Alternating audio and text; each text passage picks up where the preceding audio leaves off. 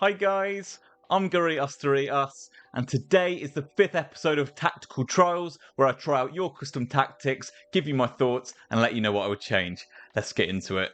Today we have a set of 4-2-2 custom tactics. These have been sent in by Michael Quinn. These are formatted very differently, nothing like any 4-2-2 I've seen before, so I thought we'd give these a try and see how they play. Starting with the defensive style, that's unbalanced. Width 45, depth 52, nothing too crazy there. Build-up play is on slow build-up, not something that you see too often. Chance creation, Michael has opted for forward runs over direct passing, so you do still get a lot of numbers forward with this, but with direct passing, they only tend to sort of try and pin the opponent back once you're in their half. With forward runs, from what I've noticed, they tend to kind of just bomb forward as soon as the possession turns over. Offensive width is 60, so definitely stretching the opponent out a bit with this one. With that, we will probably have to pick our passes a little bit. Players in the box, this is on 6, quite a standard spot for a 4-back. Corners and free kicks, he's just said my preference, which is always 1. Into the player instructions, this is very, very varied. It almost is formatted to play kind of like a 3-back with the instructions that have been put on. Let me fire you through them. So both strikers are on stay central and stay forward. No getting behind instruction necessary, and with the forward runs on, I don't think it is too important. Both of the centre attacking midfielders are going to be on comeback or defence, get into the box for cross, and free roam. Comeback, defensive support, that's standard. Get into the box for cross helps get numbers in the box when we're working the ball in and around the area, so that's absolutely fine as well.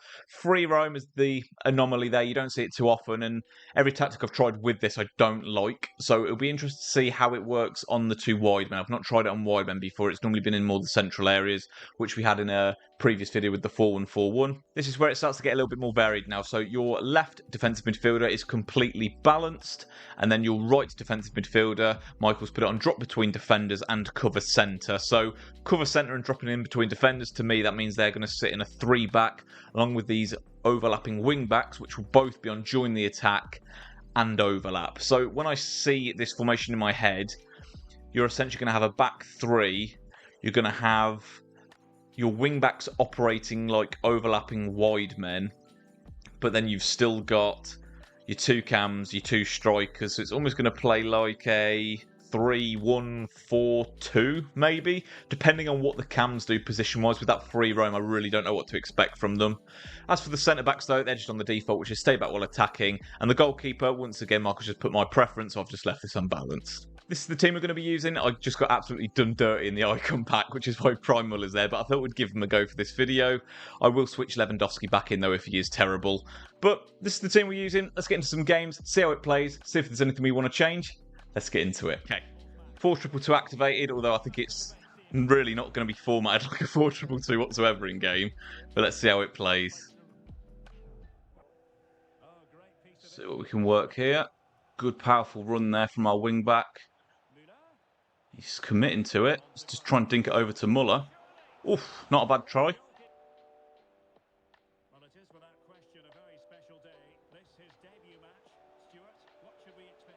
Okay, lots of numbers up. Be curious to see how well, or how open I should say, that I am on the defence. But on the attacks, definitely lots of options.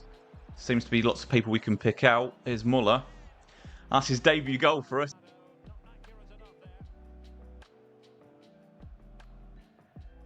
The wing-backs really bomb forward early in this. I've almost got to, be a bit more wary of that. And that is Muller. And that is a second goal. It's Muller card's all right as well. Definitely lots of opportunities to create chances in this.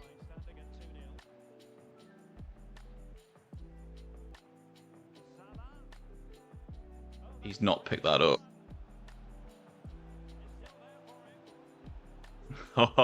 He's not going to be happy with that, is he? That was really fortunate on my behalf there. And he's gone. Okay, positive start. I think we do probably need to have some tougher competition to really test out the defensive side of this formation. But so far, so good. Something that's definitely stood out about this sort of setup to me so far is that the wing backs are so involved. It really does feel like playing a 3 or 5 back. Let's see how we go in this second game. So the only thing I'm not sure about is I think it might be the forward runs that's doing it. Is they often run away from me when it really doesn't seem to make sense for them to. Like here, there, I want to play it short, but then he runs away. Obviously, I can manually call them in, but I don't want to have to be constantly doing that. It probably is more of a muscle memory thing. Like just being used to direct passing. I'm going to try the forward runs taken off, and I'm going to put that to balanced as well. That is a bit more standard, but I just think the slow build-up doesn't really feel like it's helping with anything in the attack for me personally. And the forward runs feels just like a weaker direct passing. I don't know, the runs just aren't as sharp. And even sometimes when they do commit, it's not at a time I would like them to. So we'll try it just like that. Balanced direct passing, but everything else left the same. And see if we can get a goal in this game. See, straight away I've got like this shape now to the attack, where I'm able to work it in. That was a good block from him, but still, look, I'm pinning him in his own box now. So I've got that space to work the ball. Good save, but I already feel like I'm pinning him back more now, which is why direct passing is the meta. There we go. Cool. Right, that's 1-0.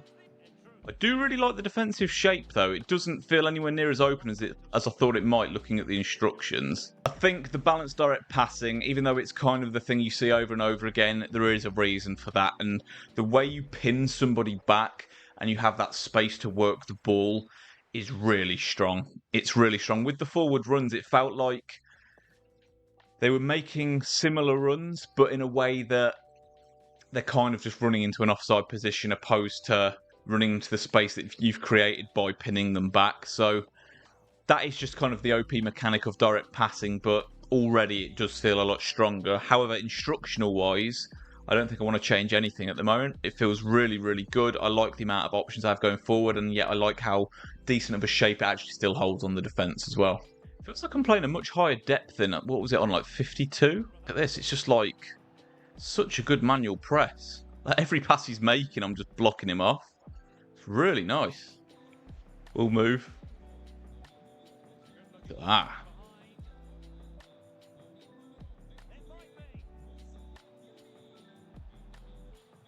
Lovely. Bit of a weird goal. Got a little bit fortunate with the tackle, but that is 2.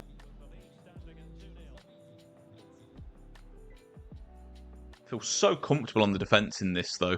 The way that this has been set up is really, really solid defensively. And yet, looking at the instructions, you would think it would potentially be quite open, but it really isn't. And now how I've tweaked the attack, I just find a lot more comfortable now. I feel like the attack is now better, but the defence does not need touching whatsoever. But look at this. This guy's just so pinned in now. Yeah, that's 3. Into the next game we go. Let's see how we do with the formation this time round. Okay, we're holding that R9 off, which is fantastic, because that's not the easiest thing to do in this game. It's a really good direct ball. Drop it back, ball roll. Oh, what a goal that is. Really, really fast and direct, that one. Oh, someone missed that. Pedri dropping back, though. There's that comeback on defence instruction coming in clutch. Lovely ball. Lovely, lovely ball.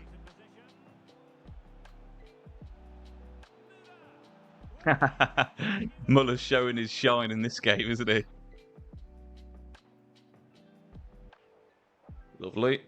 Oh, that's really nice. Oh, that's a lovely goal. This Muller feels pretty good on goal, you know. I think it's worth looking at these match stats because this seems to be reoccurring using this setup. Lots of chances created, literally not even a chance conceded, let alone a goal. So the formation definitely feels like it's very dominant. You're getting those overloads in the attack, but you've still got quite a robustness at the back, which the 4-2-2 is quite renowned for. I feel like with the way this is formatted, it's kind of getting more attacking prowess out of a formation that is very defensively robust. With these 4-2-2 tactics, guys, they're pretty much formatted to work in a way that is really dominant and really good for winning the ball high up the pitch, keeping the ball, creating chances. Like I said, I do think it's better on balanced direct passing just because of the way this game's mechanics are. The slow build-up forward runs just felt a little bit stale in the attack to me, but the balanced direct passing definitely brought it to life for the way I play. Width and depth, honestly, didn't find any issue with the defensive width. The depth felt like I was playing 100 depth, but without being like at risk. It was weird. The manual press was fantastic on this formation. I think it's just because of how many numbers you are committing forward. You've already got more bodies up once you have to start a press. So yeah, 52 depth was absolutely fine. Attacking width felt absolutely fine for this setup. Players in the box 6 didn't feel like I was overcommitting or not have enough numbers up, so no complaints there either. The instructions, as kind of busy and over the top as it kind of looks on paper, I think they all worked really well in conjunction with each other, so no complaints at all on the instructions. For my personal preference, I don't really feel like the free roam adds anything, but it definitely didn't hinder it either, so no need to take that off. So yeah, really good combo of tactics and instructions in this one. Massive thank you to Michael Quinn for sending in his custom tactics, a completely different approach to a 4-2-2, but it's safe to say that it definitely works in game. If you enjoyed the video, guys, and you want to send me your custom tactics to have them featured in the video, for me to give you my thoughts and advise any changes that I would make, then I will leave a template in the description that you can just copy and paste in the comments and then fill out your custom tactics. If you did make it this far in the video, guys, as always, I really appreciate your time. If you did enjoy it, please subscribe to the channel if you haven't already and turn your bell on. Take care, guys.